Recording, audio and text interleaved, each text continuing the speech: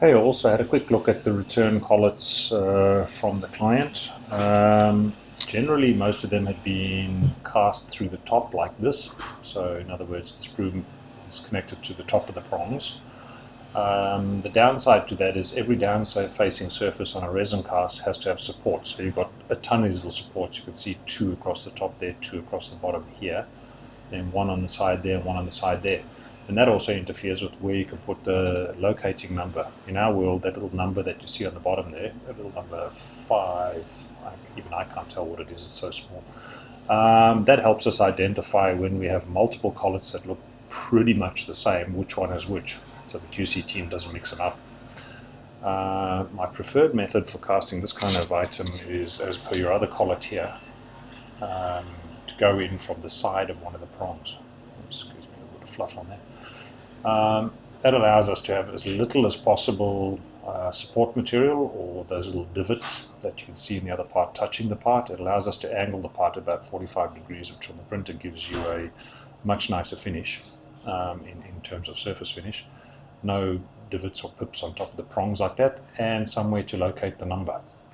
Alright, because on the other one, those prongs are going to get in the way of the number.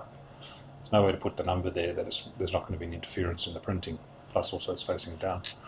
So this would be my preference where possible, but it does mean that for the jeweler you've got that little bit of extra cleanup to come off the prong there. The second advantage to doing it through the side instead of through the top is because you have drawback in casting. So the metal goes in liquid in an expanded state.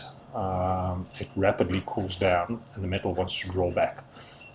So where generally it's going to draw back is through its casting sprue, which was attached in this direction. This part down here hit the metal and it's already solid, and when the metal draws back it can cause grain boundary separation in this area here, which if you're particularly unlucky can cause cracking when you bend the prongs. Alright, when you cast through this area as per this setting, your drawback is in the actual cast itself, not in the prong. Alright, so then you're also going to have less likelihood of a crack happening. So let me know what we think about that. I wouldn't mind testing these on a few of your next casts. We send out 2 and then just credit the one that you decide not to use, and we tried a couple of different methods if you don't mind. But if your setter doesn't mind the numbering over there, that works a lot better for us, and the setter has to grind that away anyway to be able to set the stone. Alright, okay guys, thanks.